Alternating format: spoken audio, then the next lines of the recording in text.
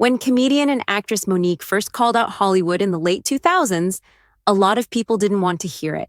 She was painted as difficult, bitter, hard to work with. The angry black woman trope on full display. But over the years, as the entertainment landscape unfolded, her words began to age like fine wine.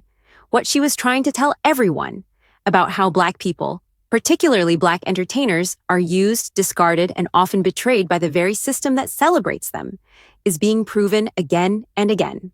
Today, Shannon Sharpe stands as one of the clearest, most painful examples of exactly what Monique was warning about. Shannon Sharpe, a Pro Football Hall of Famer, transformed himself into a mainstream media darling. He was funny, charismatic, quick-witted, and perfectly balanced street smarts with polished commentary. He became a viral sensation, a cool uncle figure for many younger fans, and a respected voice in sports and pop culture commentary. But as his fame ballooned, so did the danger. A danger Monique knew all too well. Fame without control, popularity without protection, exposure without respect. It's how Shannon Sharpe got played, and it's why Monique deserves an apology. The rise of Shannon Sharpe, visibility versus ownership. Shannon Sharpe's second act after football was a masterclass in rebranding. On FS1's Undisputed, alongside Skip Bayless, Sharpe's authenticity made him stand out. Where Skip represented a traditional, often condescending sports media voice, Shannon was raw, passionate, and real. He spoke up on issues that mattered to the black community, race, police brutality, player empowerment, and did it unapologetically. His fan base expanded beyond sports fans. Black Twitter embraced him. Younger generations made memes of his expressions, his jokes, his Henny and Cigars persona. Then came Club Shay Shay, his YouTube show that featured long-form interviews with celebrities, athletes, and influencers. It became a cultural staple, racking up millions of views and giving Sharpe even more influence. But with this new level of visibility came something more sinister.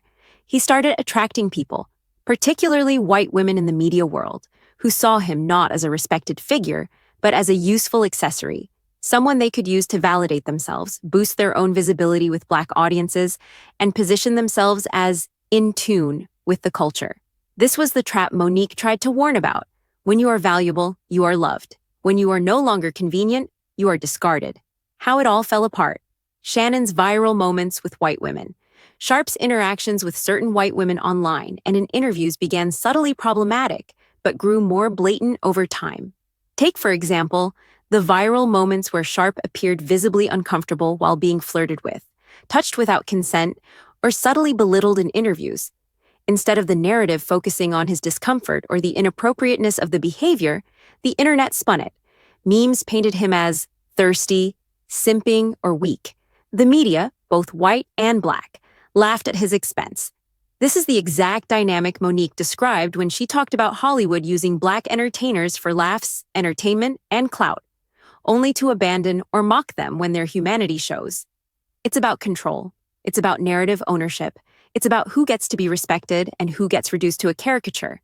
Sharpe became a caricature, not because he changed, but because he trusted that good faith would be extended to him across racial and power lines. It wasn't. Monique's playbook, Lessons from a Survivor. Monique didn't just guess this would happen, she lived it. In the late 2000s, after winning an Academy Award for Precious, Monique was on top of the world.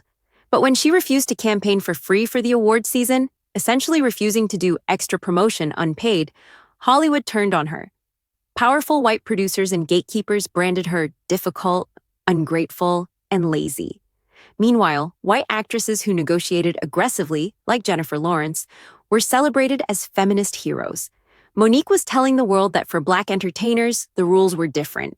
And if you didn't play the role they wanted you to play, smiling, grateful, endlessly entertaining, they would destroy you. Shannon Sharpe, by moving comfortably through spaces dominated by white women who saw him more as a mascot than a man, stumbled into the same reality. The dehumanization of black entertainers. What Sharpe experienced isn't new. From minstrel shows to modern meme culture, black people, particularly black men, have been used as entertainment first and human beings second.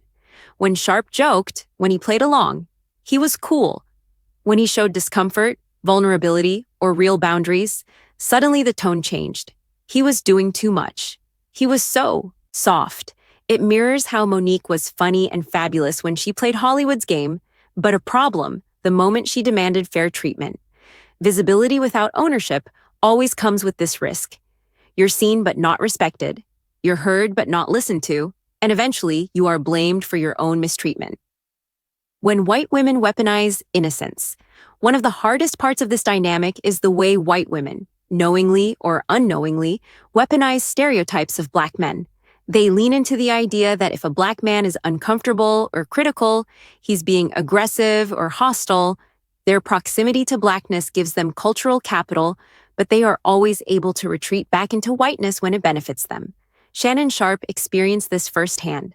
In viral moments where he was teased or touched inappropriately, any pushback from him would have been spun as angry black man energy. So he often laughed it off, because he understood, consciously or not, that the consequences for speaking up would fall on him, not them. Monique knew this trap well. When she pushed back against Oprah Winfrey, Tyler Perry, and Lee Daniels, all beloved by white audiences, she wasn't framed as a fighter for fairness. She was framed as an ungrateful black woman attacking the very people who gave her a chance. That same manipulation of public perception happened to Sharpe. The culture's complicity. It's not just white audiences that failed Sharpe, it's black audiences too. Part of the reason Monique's original message didn't land was because so many black people were conditioned to believe the system was fair if you just played the game right. They thought Monique was doing too much.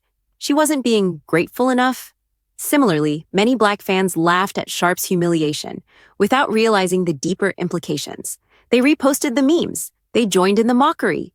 We are so used to seeing black men perform for mainstream approval that when one of our own gets played, when his humanity is undermined, we don't recognize it for the warning sign it is. We see it as entertainment. Monique's biggest frustration, and now Sharpe's reality, is realizing that sometimes the culture you fight for won't fight for you back. A hard reset. What comes next for Shannon Sharpe? Shannon Sharpe still has time to reclaim his narrative. In fact, the backlash he's faced might be the catalyst he needed to realize that ownership, not just popularity, is key. He's already taken some steps, creating his own media spaces, choosing his own guests, and speaking more freely about respect and self-worth. But he has to move carefully. The same forces that played him before are still watching, still ready to turn on him again if he stops playing nice. Monique's journey offers a roadmap. Own your platform. Tell your truth. Don't wait for validation from systems built to exploit you. Conclusion: Monique wasn't angry. She was right. When history's written, Monique's legacy won't just be about the films she made or the awards she won. It will be about how she tried to warn her people, about how she saw the trap of visibility without respect and begged us to be smarter, more protective of ourselves and each other. Shannon Sharpe's recent struggles aren't isolated incidents. They are part of a long, painful pattern, one where black talent is loved when it's entertaining and discarded when it demands dignity. The lesson is clear. If you let them use you, they will. And when they're done, they'll leave you to pick up the pieces. Monique was right. She's been right. And if Shannon Sharpe and the rest of us are wise, we'll finally start listening.